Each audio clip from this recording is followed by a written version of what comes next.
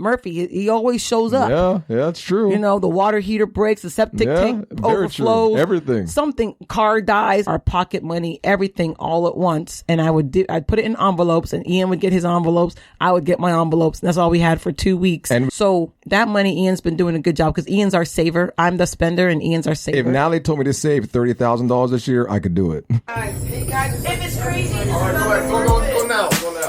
Wait. Get out of there! Oh my God! Hey guys, welcome to the Family Mess. I'm Noah, and have a nice day. Good God! I love the Family Mess. Oh my God! Welcome to the Family Mess podcast. I'm your host, Ian, and this is my wife and co-host, Nathalie.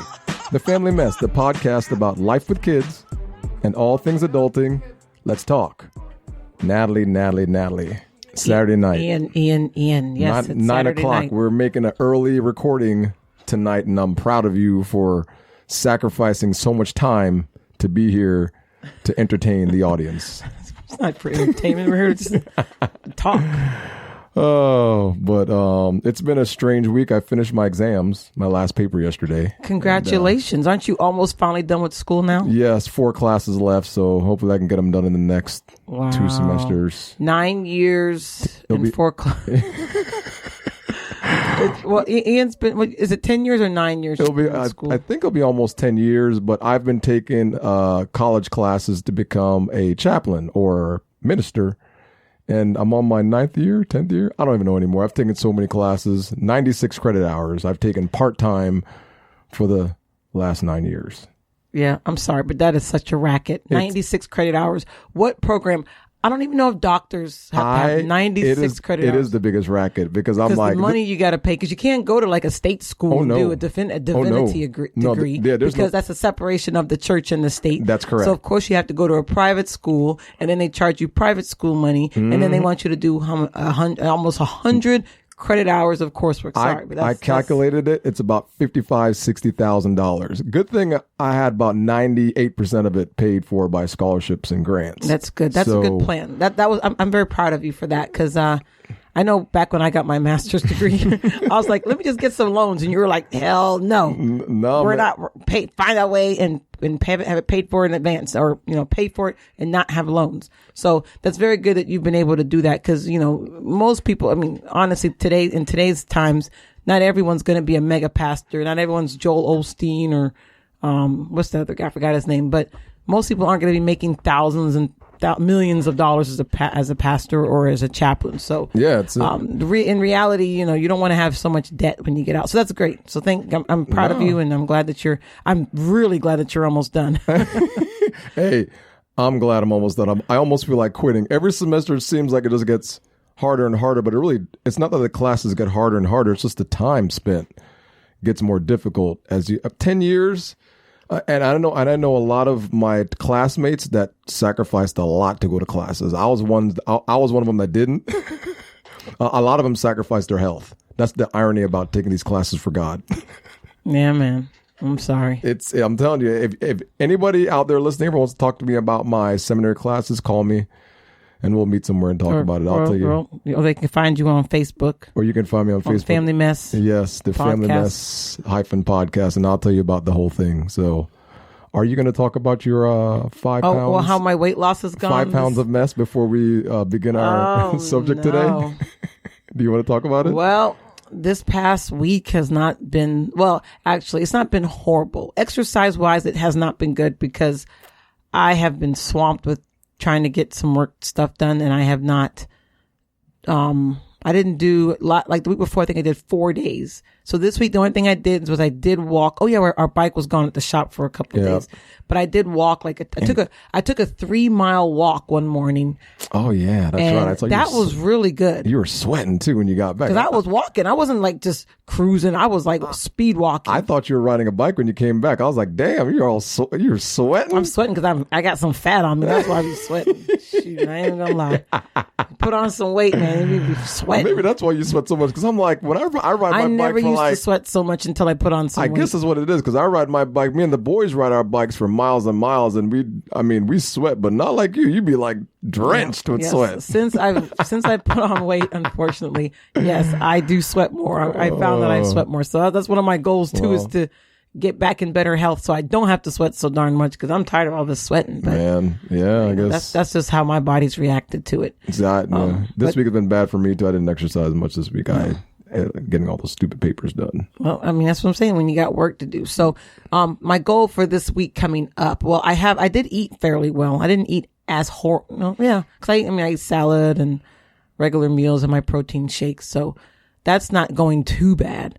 But of course I do sneak candy and I sneak other things. So I saw the damn gummy bears in the car that you left. And, I only ate the green gummy bears and then I left the rest. You said when we were starting this eating plan together, and I've stuck to it fairly well. What stuck to what? What do you mean stuck to what? You eat Cheerios with sugar every day. No. You said, Ian, you have to cut the candy. So I'm telling you, how hard it is for me to cut candy. I go to the store and I see it. Well, I haven't took it up a couple times and brought it back because I'm like, Nathalie would be very disappointed to me, and she would yell at me if I brought this candy home. So I put it back. But it's there, man. When I go to the store. What do you think happens to me every time? I got a sugar addiction. I have a sugar addiction. I know. That's why I can admit that. That's why I saw the gummy bears. Now listen. But I only ate the green ones. Don't judge me. The green are the least amount of gummy bears in the whole pack. What I'm saying is, I don't feel too bad because I ate the gummy bears that were left in the car.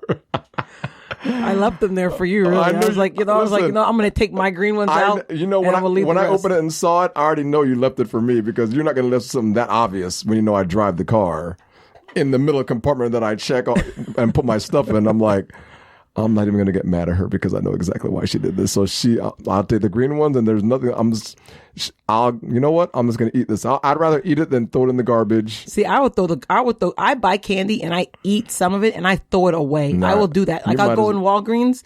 I'll buy like a pack of peanut M&Ms. You're like a partial drug user. That's what you are. You're not a full drug user. You're a partial. I have a problem. I really do. I'm going to get some. I do want to actually get some help for that. But I think we all we all have some type of addiction to something, whether it's something out there. We all have something that's wrong. I don't want this sugar addiction because it's bad for your health. Especially with this coronavirus going around, you know what I mean? Yes. That thing can be going all over the place. And that's a waste of money, which no, it's not. Which goes into what we're talking about today, because we don't want to be wasting any more money anymore. Can't today's episode is on fire. What fire? Where is it at? Let me put that out for you. No, today we're talking about why Dave Ramsey sucks. Oh man, Nathalie, when we were living in our old house, Nathalie and I were student loan debt. We had a lot. We had everything. We had student loan debt. We had medical debt. We had car debt, mortgage. We didn't have car debt. The cars were both. No, they were not paid for. They weren't? No, we after my car got hit by lightning, we had to finance. We got a cheaper car. Oh yeah. We had to finance some of it. So we had a car. We had a car. It was a small car payment. It wasn't anything big. Dave Ramsey says, we were normal. We were very normal because we had every kind of debt you could think of: the mortgage, the cars, and medical bills, the student loans. We struggled, man. We struggled for several years because of that debt, especially when we started having kids. Remember how bad it was for a couple of years? Yes, it was. Oh my God. We just got by for a while. Oh, thank you, Jesus, for helping. but yeah, so today we're going to talk a little bit about what happened with us with Dave Ramsey and why he sucks. Not in a bad way. I like Dave Ramsey. I love Dave Ramsey actually. But he does suck because he was right. I've concluded that he is, and when it comes to money, debt, dealing with people and money and all that stuff, Dave Ramsey is right. I cannot say that he is not right, because everything that he said would happen has happened when we did not follow what he said to do. Mm-hmm. So we're going to talk a little bit about, our story with Dave Ramsey. So I got started with Dave Ramsey. I'm not even sure how. I think Leslie, our friend Leslie, told me about Dave Ramsey, I think. But I got to a point one day, because at one point I did all of our bills. Like I paid every bill. I did everything with the bills. Ian didn't even know what the light bill was, how much it was, when it was due. No, you did. I did. Maybe I did. But I realized at that point, I was like, every day, and I liked my job. I still like my job. Every day I would go to work, I come home, and it was like the same thing. And then every time I had to pay bills, I'm like, my God, we never have any money. Yeah, we never could get ahead. I mean, people were going. We got friends going on vacations They were and doing broke this, too. but we didn't go on vacation. They were we broke. had no. They were all broke. Well, maybe they were. But I don't know. But I know they was going on some trips. We were and our asses was right up in that house. Man, it sucked. You're right. We look at Facebook, and I'm like, man, we ain't going nowhere. Yeah, we wouldn't go no. And I'm Damn. like, but we go to work every day. We were working. You know, you go to work and you work hard. And then you can't enjoy the fruits of your labor. You can't get ahead, man. It just sucked. It just feel like you're just sucking the life. Yeah. So I heard about this guy named Dave Ramsey, and he had a radio show. So I was like, you know what? I am determined to change our lives and whatever. So I knew that I had to change the way I thought about money and my mindset. So I listened to Dave Ramsey 5 days a week, 3 hours a day for months. She did. Because she'd tell me about Dave every damn day. She'd talk about Dave Ramsey this, and I'm like, I hate Dave Ramsey because that's all you ever talk about. But Dave, he always does say he becomes a curse word in people's homes a lot. Well, not just homes, but people's businesses around town. Because people tell him, "Oh, have you listened to Dave Ramsey? Remember we went to that thing? Yeah. Have you listened to Dave Ramsey lately?" Yeah, we went to a timeshare, and Ian said he listened to Dave Ramsey. The guy didn't even try to really fight with him. The guy's like, "All right, this one's done. We're not gonna get anywhere with this guy." They weren't trying. They knew we weren't gonna. They weren't gonna get us with that. Yeah, with the timeshare. Once they found out people listen to Dave Ramsey, they just stopped, and that's it. You're done. Yeah. So I decided that I was gonna change my mindset because I knew I had to reprogram myself. You know, I knew. I thought you said you turned it down. I thought you said you turned the volume off. I thought I did. I'm sorry. Yeah, go ahead and apologize. I thought I turned and I saw you look at your phone. Do you know how to use your phone? You know what?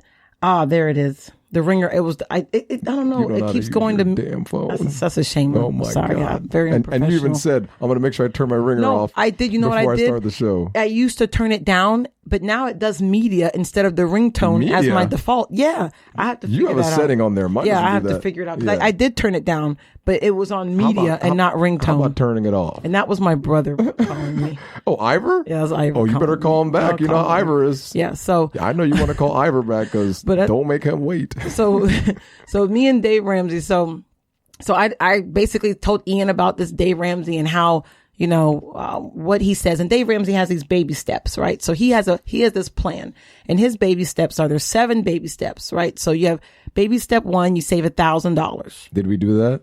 We had baby step 1. We'll talk about what we did. So baby step 2 is you pay off all your debt. Baby step 3, you save 3 to 6 months of expenses for your emergency fund. And then baby step 4, 5, and 6, you kind of do it at the same time. You save, you invest 15% of your income for retirement. You save for college if you have kids, and you save for a down payment on a house, or if you already own a home, you pay off your house. And then 7 is you build wealth and give. Because his big thing is, you know, you want to be weird. You want to be weird because weird people don't have debt. Most people have debt. Those are normal people. So you want to be weird. You want to have no debt. You want to have your house paid for, you know, that kind of good stuff. Yep. So that was his plan. So we decided, I had a friend who did this, and I was like, oh, but she's really good at money. But we decided, I talked to Ian after listening to Dave for months and months and months, and I said I was going to be on the show and I was going to be debt free and all the whole thing, the whole shebang. We were debt free. Well, for 8 months. Well, Ian, we're going to finish the story. That's the whole point of the show. Sharing the story and the lessons learned I don't want to get from ahead. This whole Dave Ramsey thing. Oh my God. Okay, go ahead. We decided to follow the Dave Ramsey steps to get out of debt. But then I realized, I said, to get out of debt, I said, Ian, at the time, you know, my mom was, she was kind of getting worse with her sickness, and she doesn't live that far, but it was far enough. And then, I wanted to be closer to her. And I knew if we sold our house, I was like, Ian, if we sell the house, we can be out of debt. Cause my friend also did the same thing. She sold her house and got out of debt. So, you know, I kept doing my Dave Ramsey thing and all that. So we decided we were going to sell our house. So we got the house all fixed up. It looked like a brand new house. That house was looking beautiful. I almost didn't want to move when the house was ready to be sold. Yeah, it does look those pictures and everything. I was like, damn, that's my house. Yeah, man. I was like, damn, our house looks good. Well, we got it already, and we sold our house. But one of the things that Dave said one of the things I didn't listen to was he said, if it's nothing wrong with selling your house. Like, if you want to sell your house, if you know you don't love this house, but if you love the house, he's like, stay in the house, just pay down your debt. But if you want to sell your house, he says, fine, sell your house to get out of debt. But he said, make sure you practice strict budgeting and doing the things that he says, which is you have to have like a zero-based budget where you go down to $0 at the end of the month, and you're on beans and rice and beans, which basically means no expensive eating out, no trips, no vacations, no nothing. Basically, you just work